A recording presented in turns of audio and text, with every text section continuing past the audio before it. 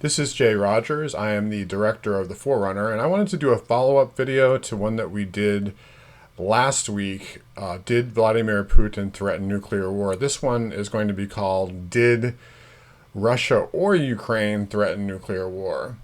And the issue comes from there was an actual speech given by Vladimir Putin on the annexation of Ukraine, which was last week.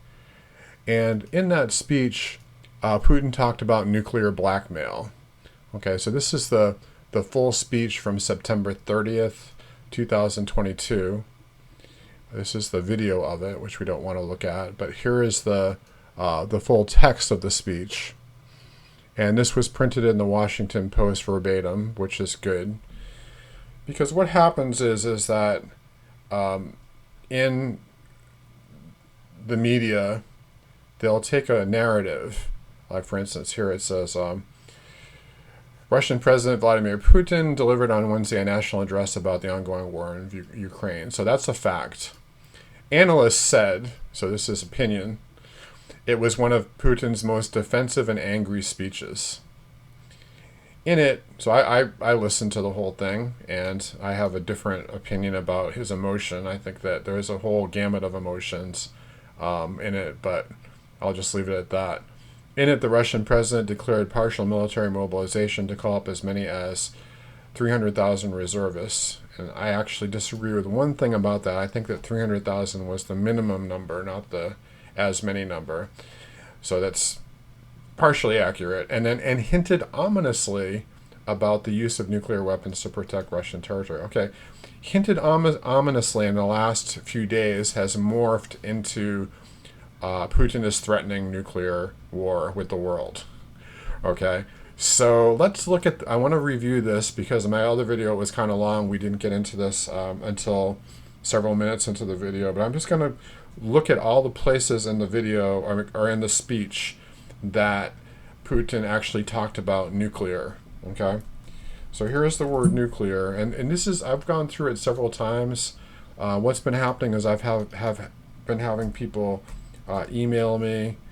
I had a family member say to me, did you see what your president said? Biden is saying that we could be at nuclear war with this stupid, crazy man Putin because he's threatening nuclear, he's threatening to launch nuclear weapons. And so I had to ask, how do you know that Putin said that? Did you read the speech? Did you listen to the speech? No, but I saw that. Where did you see that? Biden said it. Okay, and Biden is saying that. And I'm going to show you at the end of the video all the different places where people are saying this. But let's look at the actual words. And then I'm going to show you another video of how Zelensky responded and how that was misinterpreted. Okay, so this is very serious.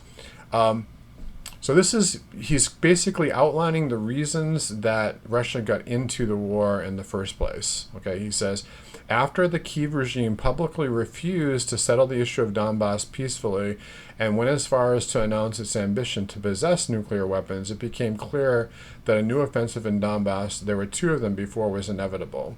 Okay, so he's talking about the eight-year war in Donbass, and this is a speech he gave in February, giving his reasons.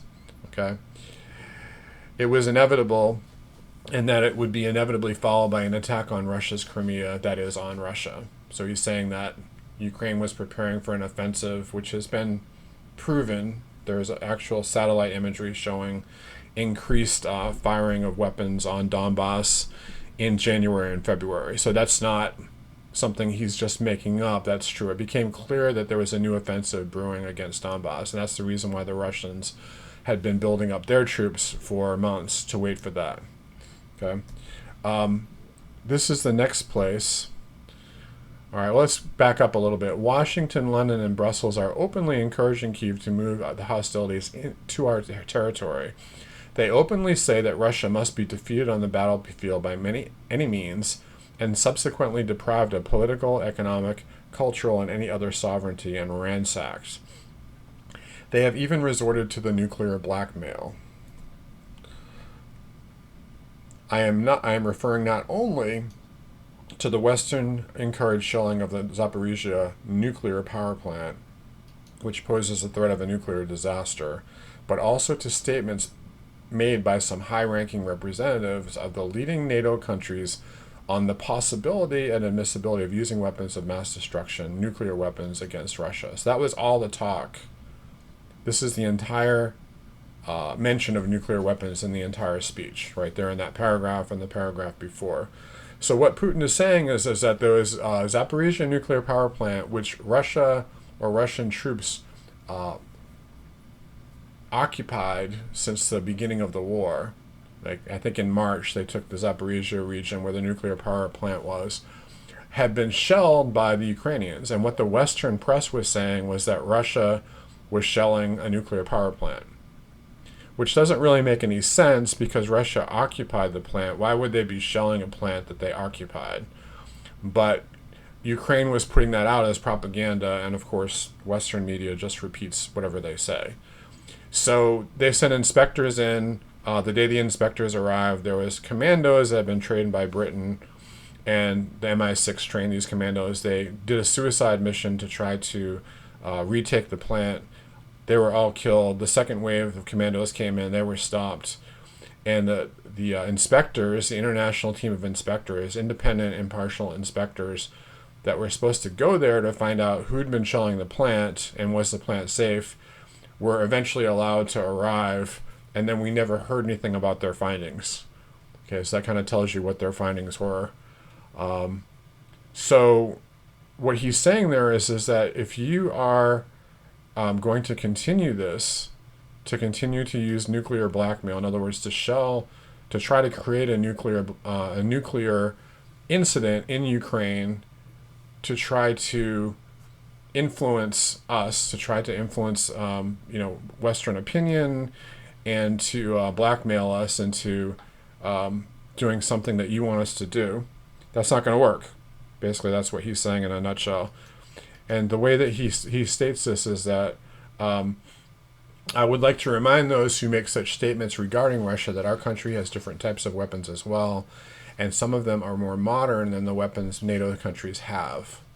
So he's not saying that he's going to respond with nuclear weapons, but with different types of weapons. We have all different types of weapons. Nuclear, we have hypersonic weapons, hypersonic missiles, and so on, that are more modern than your weapons. I want to remind you of that.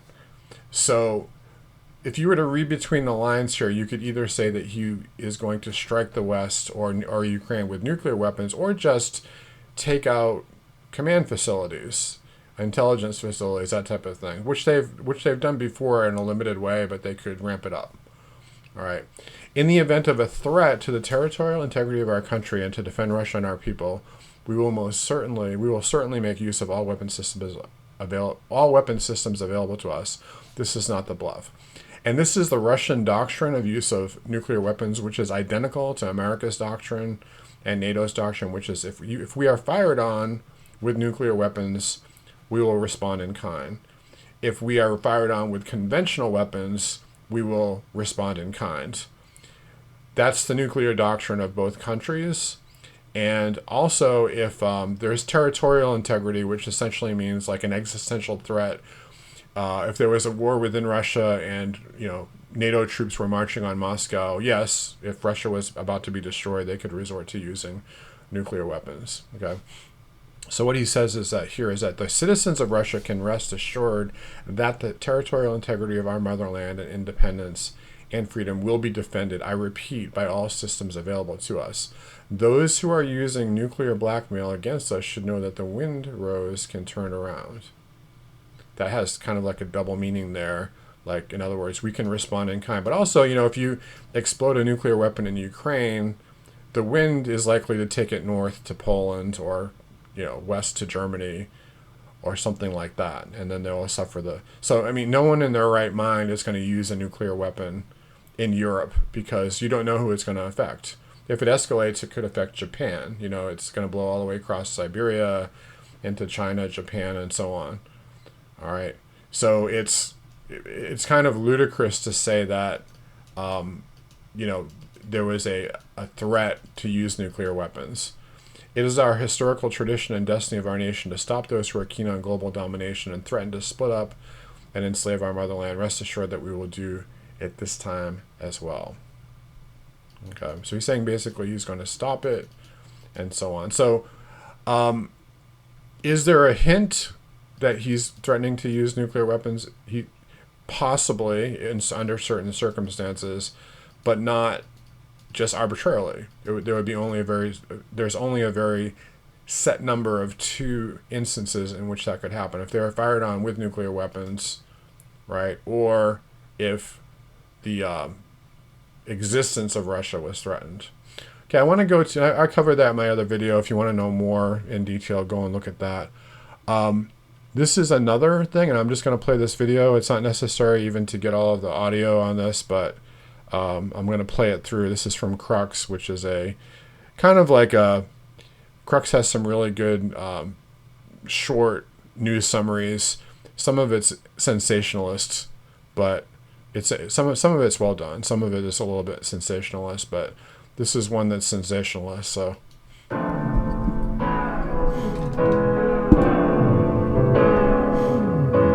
що повинно робити НАТО?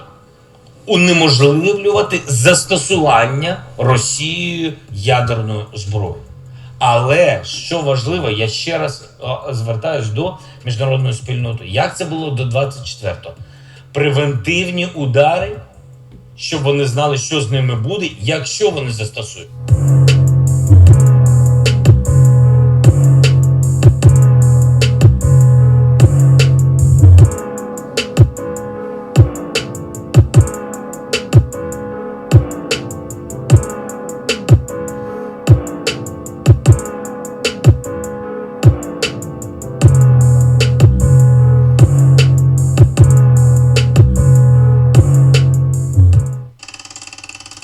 okay, so this is another thing that some people attempted to hype up, but basically what he used the word, see if I can pronounce this correctly, it's preventiva udar, which is preventative strikes. So that word udar can mean some different things, and there's actually a Newsweek article that gets into this a little bit.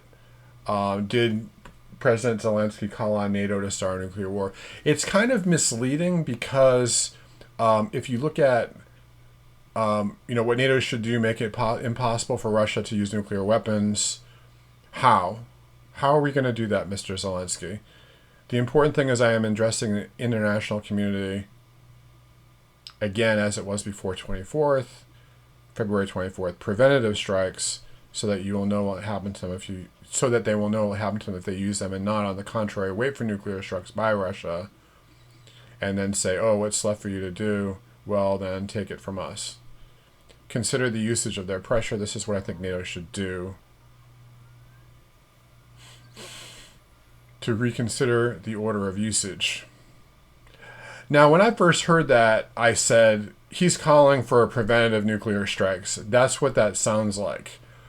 And the one thing that really makes it sound like that is, for instance, NATO is a military organization. So if you're calling on NATO to use preventative strikes, what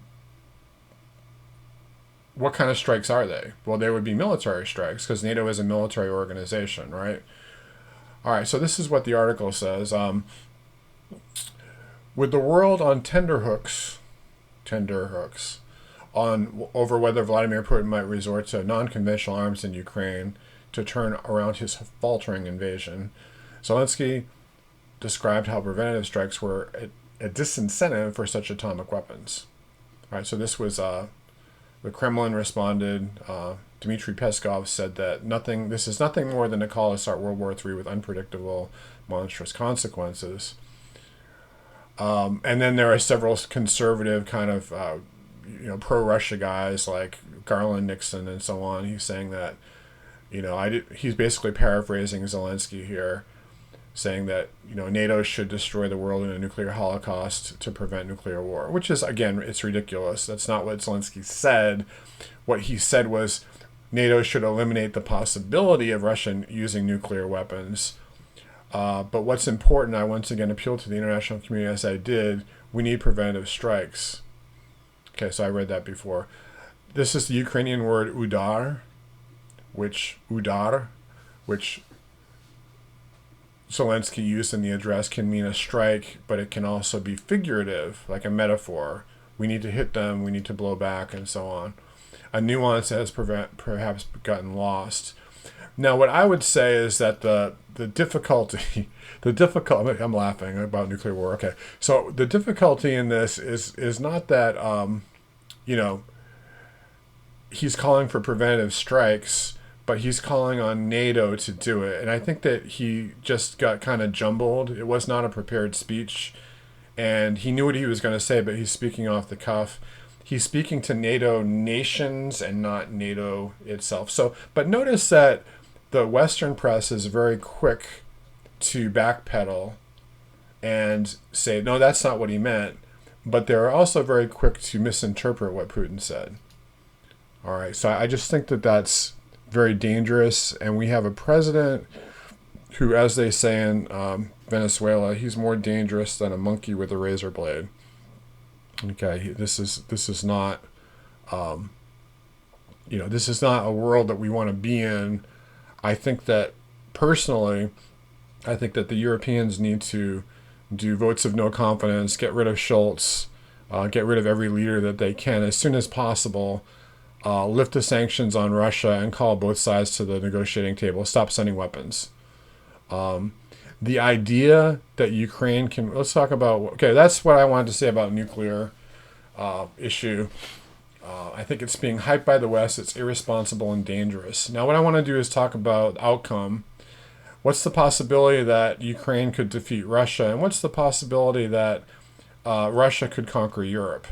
And in both cases, it's zero. All right. There's this idea that if we don't stop Russia in Donbass and in southern Ukraine, they're going to continue to take, this is what Zelensky said in his speech, they're going to continue to take all of Ukraine, then they're going to march on, the Baltic states and Poland and Finland, retake all of Eastern Europe and, possibly Berlin, Germany, like Hitler or someone else like that. In the entire history of Russia, Russia has never gone beyond their borders. They've enlarged their borders, but they've never marched into Western Europe. On the other hand, Germany and France has done that multiple times to Russia. So they see this, they see NATO as an existential threat, and this is the reason why they've taken Donbass, is because they don't want NATO in Donbass. They don't want NATO to take over Crimea, back from them and so on, which they would do if Ukraine became a NATO territory.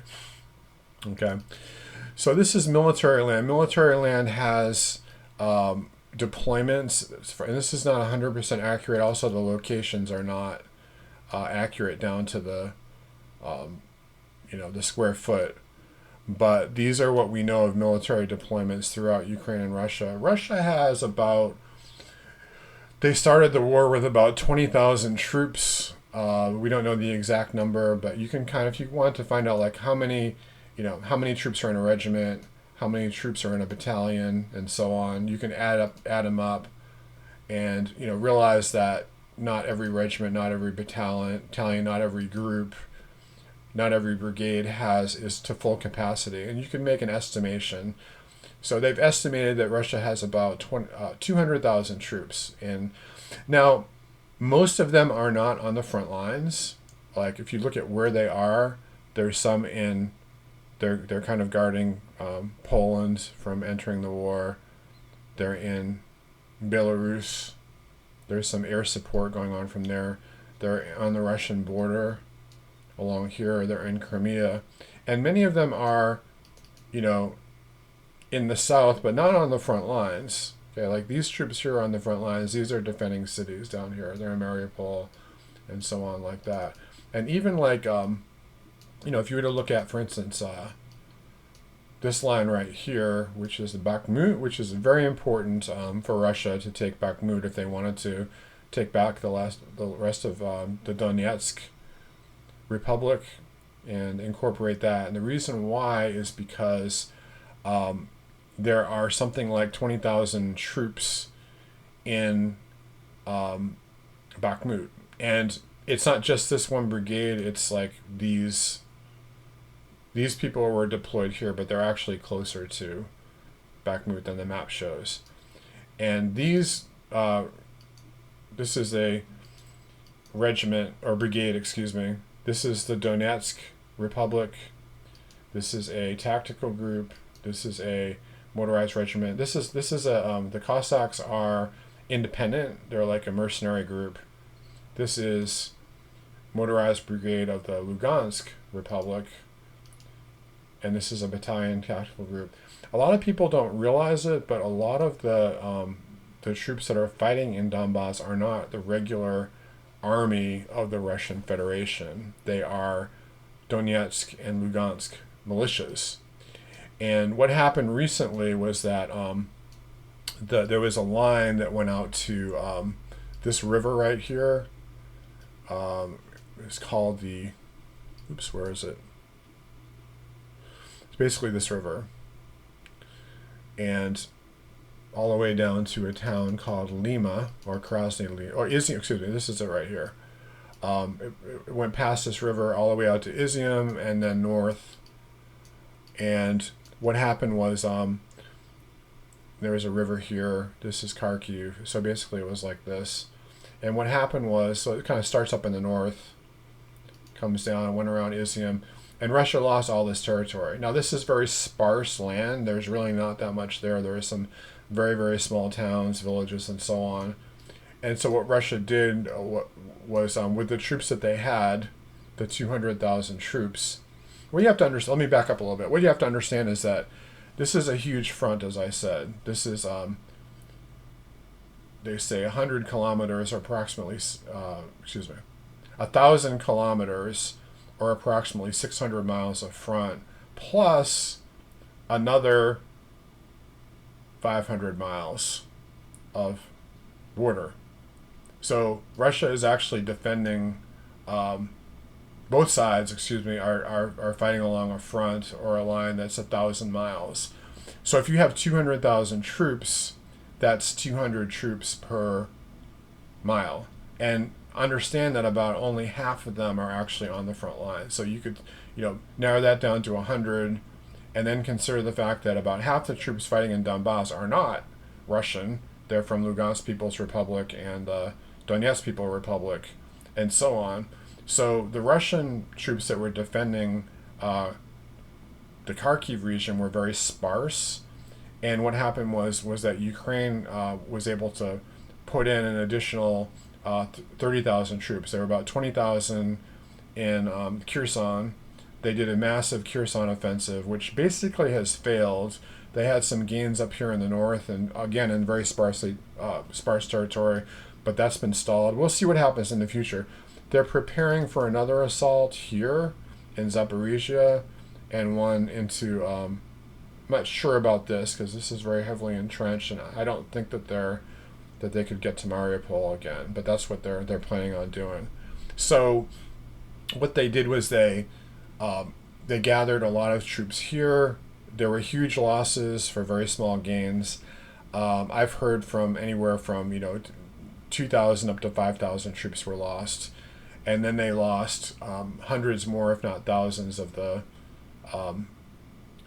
what did I say? 10,000, 15,000 that they have here. So, you'll hear in the news that Russia is the one that had heavy losses, which is true if you look at territory, but as far as personnel and equipment, Ukraine lost more. And I know that you're going to hear exactly the opposite, but from everything I've been able to gather, Russia is actually not in a bad position for the mud season and the winter season that's coming, because it becomes difficult to fight in those conditions.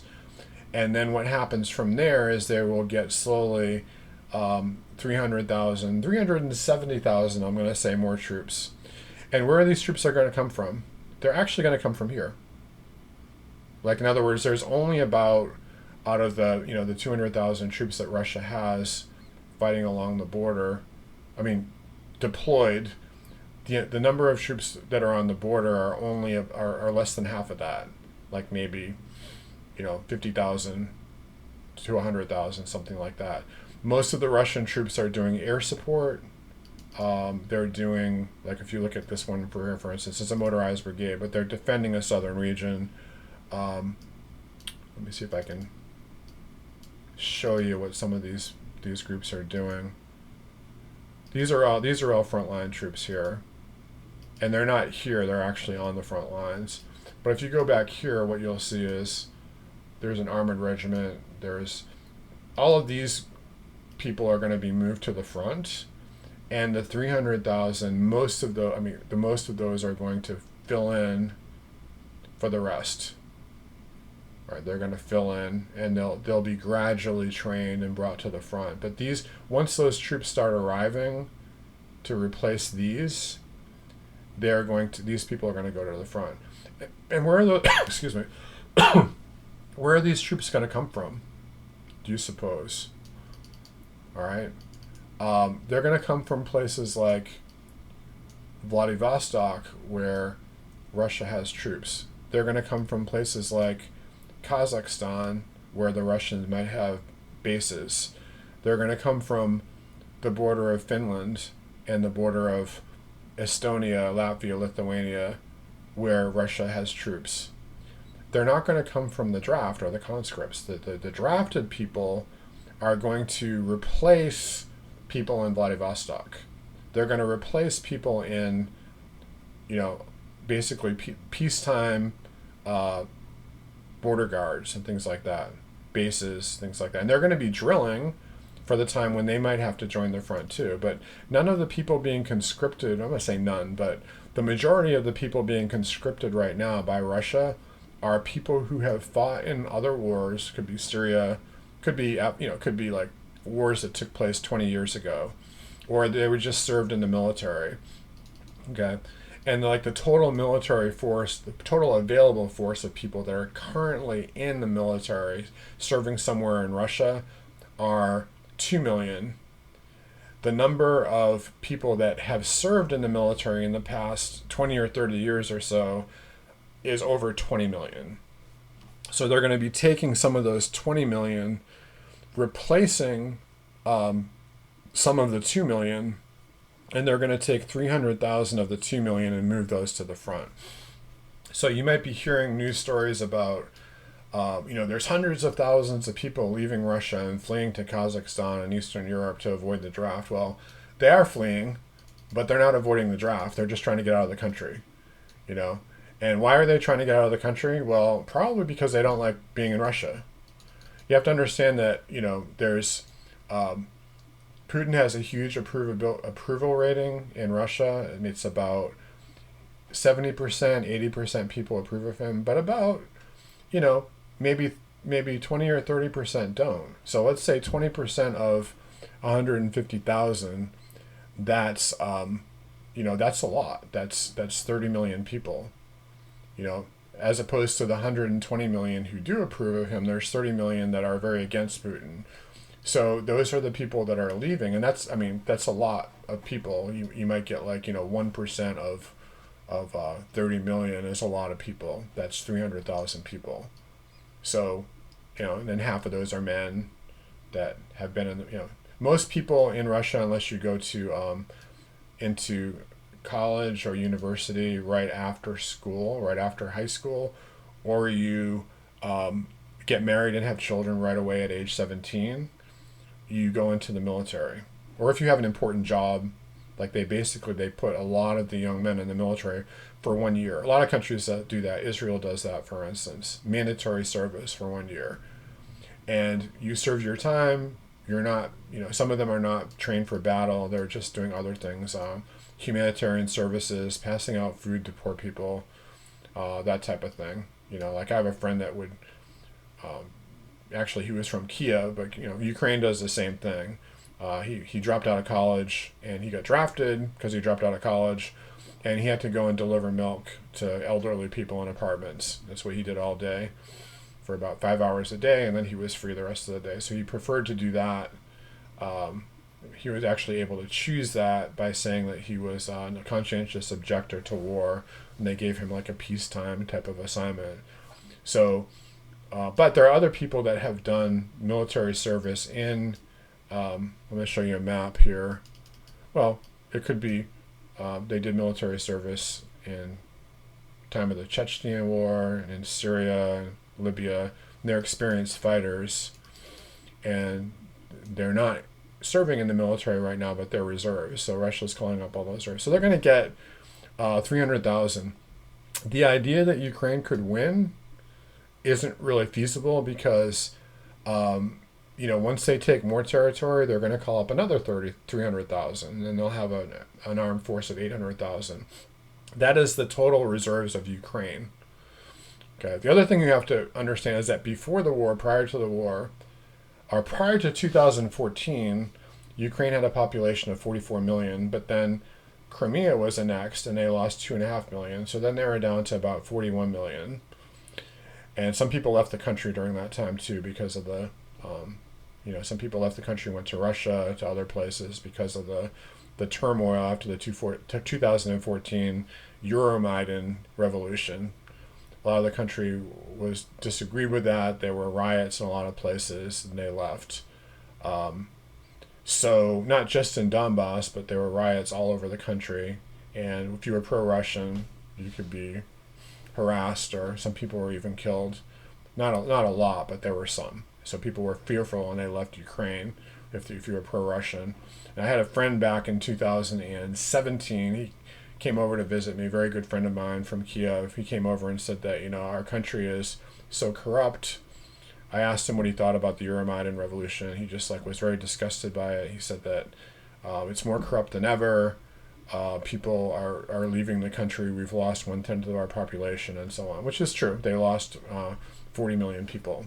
So, some from Crimea seceding and then being annexed by Russia, and then also they didn't secede. They were basically they were annexed right off. They did a referendum and were annexed. And what happened was Russia already had a military base in Sevastopol. They were present there, and they were able to secure peace in the region without any fighting. I think there were 7 people killed in riots. That was it. And then they took Crimea. So Russia did not invade Crimea. What they did was they secured Crimea, put down the riots, and then there were riots on both sides, pro-Russia, pro-Ukrainian, and then they mainly pro-Russian, and then they annexed the region. Same thing happened in Odessa, all throughout the southern regions, Kherson, Melitopol, Mariupol, all the different Donetsk, Lugansk, and the whole story of Donbass is a bit complicated, but suffice it to say that part of that region, which is this administrative line right here, the dark line, that has been separate from Kyiv for the past 8 years. So we're talking about 41,000 people prior to 2022, and then with the annexation, it's down probably another 5 million. Total of if you take 2 million plus 5 million in these regions, Ukraine lost 7 million more people. So it's now down to maybe 35 million people in the country. So how many people can they draft? Even if they were to draft 10% of the population, which is very large, very, very large, they would have around an army of 3 million. And as I told you, Russia has a standing army. In other words, people who are actually serving in the army, reserves, and people that could be called up, of over 2 million. And the total number that they could mobilize would be up to 20 million. So we're talking about, let's go for broke. Let's say that they mobilize, 25% of the population. That would be an army of 7 million people. Well, 7 million is 1/3 of what Russia could mobilize. I don't think that's going to happen. I think what's going to happen is that, with the the 300,000. That's going to make a huge difference. But let's say it doesn't. Let's say that Ukraine wins. They take back all this territory. They take back Kherson. They take back, you know, all of Zaporizhia. They take back all the way, you know, Donetsk Republic, all the way down to Mariupol, to the Russian border, and they take back all of Lugansk. Then what? They have to defeat Russia. Like, Russia isn't going to go away. They're going to launch a counteroffensive. It's never going to stop. They're not going to just stop unless the government in Moscow is overthrown. And if the government in Moscow is overthrown, the people that come in are either going to be the Conservative Party, which is more to the right of Putin, or the Communists, who are also more to the right of Putin. And they're going to mobilize the army. They're going to mobilize the entire army, and they're going to take over Ukraine. Putin is a moderate, and he's actually gone in very soft. And people believe that, in Russia, believe that the criticism of Putin is not that he started the war, but that he hasn't been as tough on Ukraine as he could have been. He didn't take out their infrastructure. Now, people still have water, they have electricity, they have their trains running, they have their internet, all the cities are functioning. The way that people usually do war, like the United States, is that we'll knock out the entire infrastructure of the country for a month, roll in the tanks, and then, you know. So anyway, I've talked about that in other videos. Now let's talk about the idea that Russia could take over Europe. Well, they could possibly take all of Ukraine, but once they get past the next 4 regions, I think, you know, Transnistria into Odessa, into Mykolaiv, into Dnipropetrovsk, into Kharkiv. This is this line right here that would completely seal off Ukraine from the Black Sea by hundreds of miles, and also create kind of a rump state. I think that what would happen then is that NATO would move in troops into western Ukraine. They'd call a ceasefire, and there would have to be regime change in Kiev. It would either be a puppet government to replace Zelensky, set up by the West, less warlike than Zelensky's party, or it would be a puppet government set up by Russia that was more amenable to Russia, either or. And I think that the latter was most likely thing to happen, unfortunately. Unfortunately for people in Western Ukraine, because they're going to feel disenfranchised. And my theory is that I think a lot of Western Ukraine is basically just going to unite with Poland and Lithuania. That you're going to have this kind of like this there was back in the towards the end of the Middle Ages, the early modern period, there was this Polish-Lithuanian empire that had it kind of like went through Belarus into Ukraine, and it was like this big territory. I think that you'll see that in Western Ukraine. I really do. So, could Putin take over all of Ukraine? No. And the reason why is because the only reason he's able to do what he's doing is that they're surviving the sanctions with the help of Brazil, Africa, the Middle East, China, India, countries like that. They're not putting sanctions on Russia. And if they took over all of Ukraine, I think that China actually would. I think that China and India would say, no, you need to stop or else. So if they lose international support, people say the entire world is against Russia. That's not actually true. The West is. About 15% of the nations of the world that control a lot of the economy are on Ukraine's side and are putting sanctions on Russia. But 85% of the world is not. And there's enough economy in China, India, and other countries to replace most of the income they were getting from Western Europe. And even now, they have cut oil production recently, and Russia's revenues from oil, natural gas, and exports have actually gone up, because even though they're able to export less, the prices of everything have gone up, and they're taking in more money. The economy of Russia is going to contract by about 4% this year and probably 3% next year, and after that, it's slated to grow again. By that time, I think it's going to be all over. And like I've said in other videos, countries that win wars become stronger than before, and they also write the history books. So I think that the United States, Biden, the NATO leaders made a huge mistake in arming Ukraine. What they should have done in the very beginning was they should have forced Ukraine to implement the Minsk agreements, and they should have sat down with Russia and agreed on some of their security demands, or at least talked about it, instead of ignoring it. And I know that there are people who are going to say that, oh, we did everything for Russia and they're just warlike, and I don't hold that point of view. Bad news for the media. No nuclear war. I know it sells paper. No, it sells lots of revenue and ads and things like that. But no nuclear war. And there's no way that Russia is going to lose, even though Ukraine's taking territory. In the long term, it's not going to affect the outcome of the war. And what we're really heading for is a multipolar world where you're going to have, China is the largest economy in the world right now. And soon, within the decade, it will be larger than the United States and Europe combined. India, by the end of the century, will be larger than the United States in economy.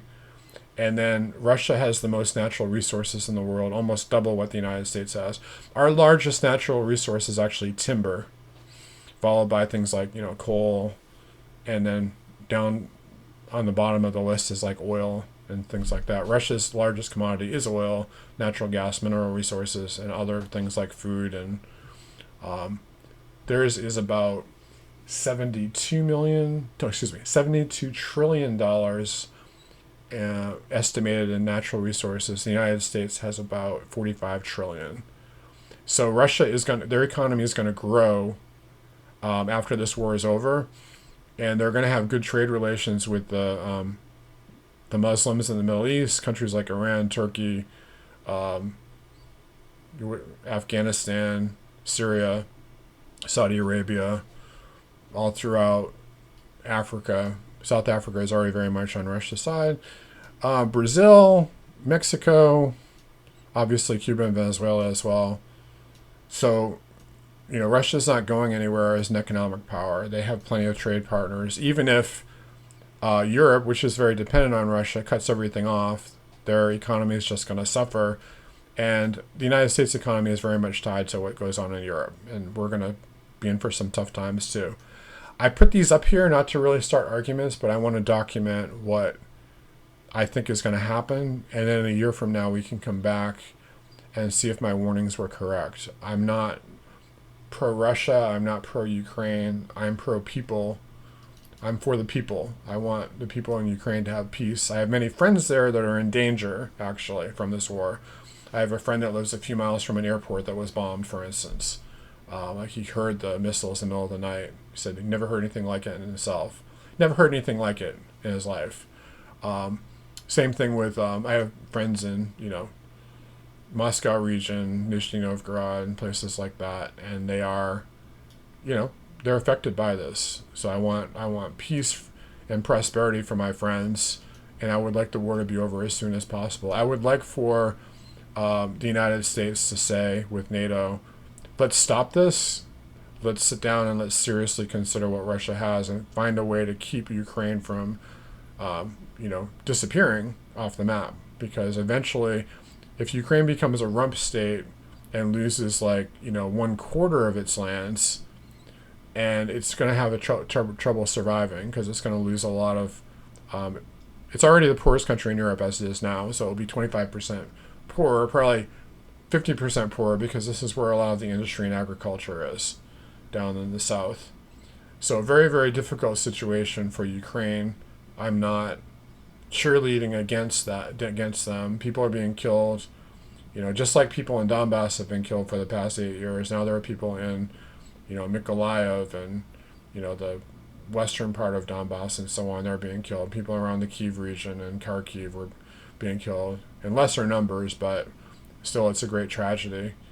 And, it's sick. And I told people that I blame NATO and especially the Biden administration for the war.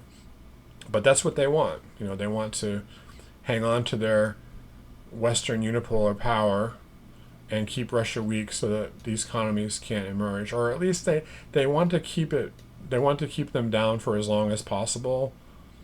And then basically focus on keeping China weak as well. but it's inevitable that these countries are going to arise, and that we're already in a multipolar world. The West has lost its dominance as the only superpower economically, militarily, and so on. And by the time we get into 2023, we're going to see some very shocking changes. So the reason I do these videos is to try to help people to see that. And I'm preparing for the future. I mean, we always have like months of canned food stored. I'm trying to save as much money as possible because I know hard times are coming. And I could be wrong, but better to be wrong in this situation than to be right and not prepared. Okay, I'm signing off. If you'd like to go to our website, it's forerunner.com. I have a very good my next video is going to be about the pro-life movement, the right to life and egalitarian humanism. And I take this concept of multipolarism and the death of liberal democracy in the world, not democracy, but liberal globalist democracy based on modernism, and I apply it to the pro-life movement. So that's going to be next. Here's the donate button on my website. Just go to forerunner.com. Media House International is the parent nonprofit, and you can see what we're doing. Thank you very much, and God bless.